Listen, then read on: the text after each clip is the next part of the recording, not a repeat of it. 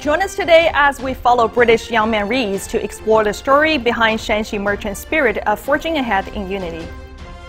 Sanduo Hall in Taigu of ShanXi province, a representative of the ShanXi merchants' compound culture, is one of the treasures of modern residential architecture in northern China.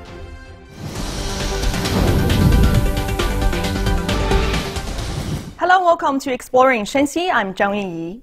ShanXi merchants dominated the commercial circles in North China for about 5 centuries during the Ming and Qing dynasties, and even went beyond Asia, reaching out to Europe market, thanks to their spirit of unity and collaboration. Today, let's join British young man Rees to explore the story behind the spirit of ShanXi merchants.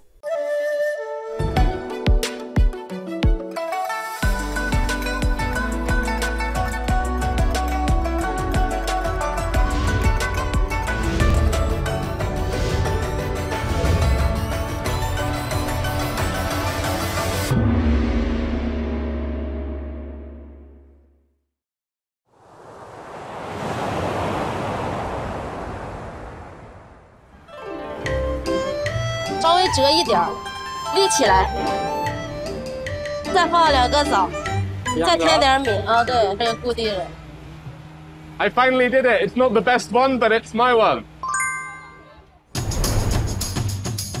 Youwejai is a famous, historic brand here in ShanXi. It was established in 1738 and, to this day, it still maintains some of the business philosophies and spirit of the ShanXi merchants. And I've heard a great deal about the novel steps the management of these model enterprises take to motivate their employees, especially through offering them things like the ability to own shares in the company. I'm really eager to learn more about that, as well as to see what the day-to-day working life is like here. 我们对技术人才有一部分的这种股权激励，然后每年有分红，目的就是让员工，有这种主人翁的意识。我们的企业就像一个大家庭，我们的员工就像家人一样。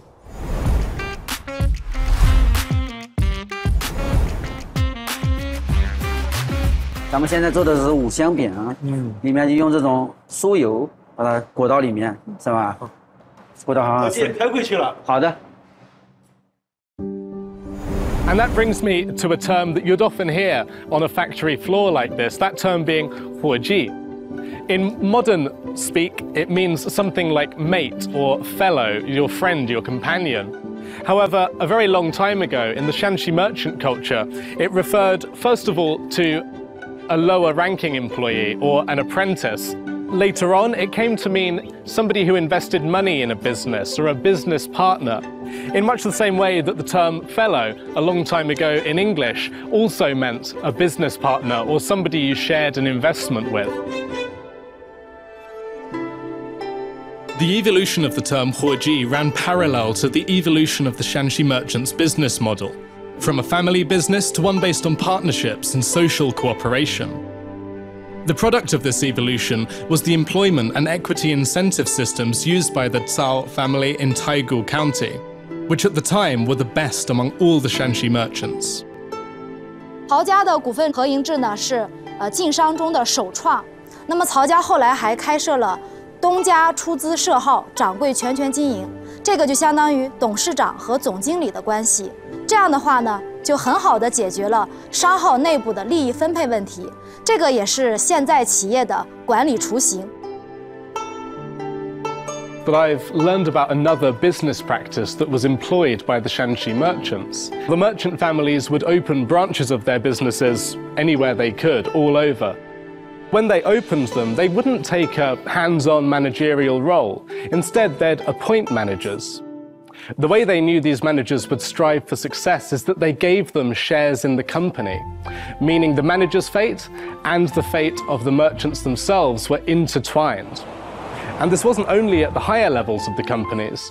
Through labor or good work, even people right at the bottom of the company ladder would have been able to come to own shares, and in doing so, be in the same boat, have their fortune intertwined with that of even the very wealthy.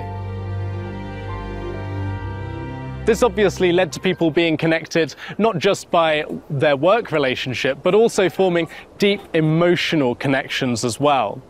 I've heard that in this building there's a large-scale performance depicting the work of a boss at one of these companies and how he faced tremendous dangers and even death alongside his employees.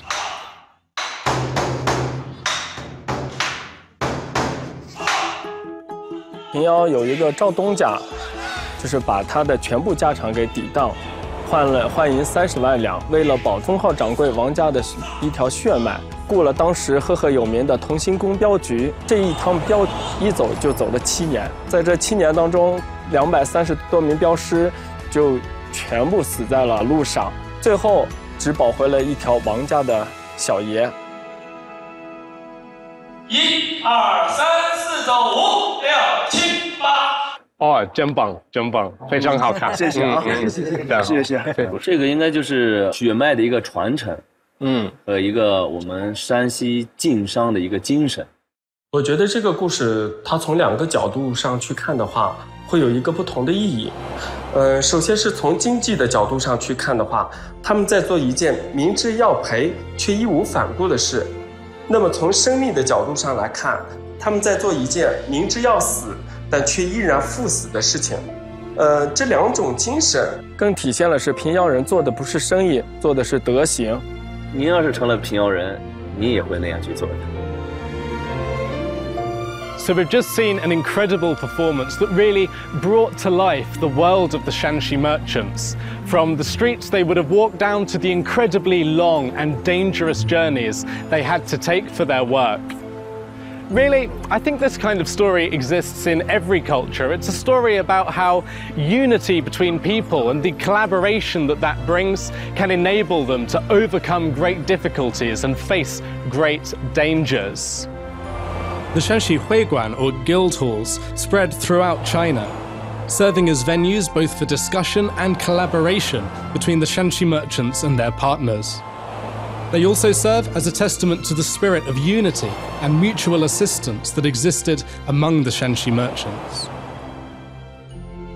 Most of all, that being their ability to pass their spirit down through the generations and into the present day. Sanduo Hall in Taigu of Shanxi Province is a residential architecture built by the Cao's family, a wealthy merchant in Taigu County during the Ming and Qing dynasties. It is a representative of the Shanxi merchants' compound culture. The Sanduo Hall has a show-shaped layout on a whole, with a grand and tall appearance, and looks like a castle. It is one of the treasures of modern residential architecture in northern China. 这是电影《白银帝国》的取景地曹家大院。明清时期的曹家可谓山西太谷首富，清咸丰年间达到鼎盛。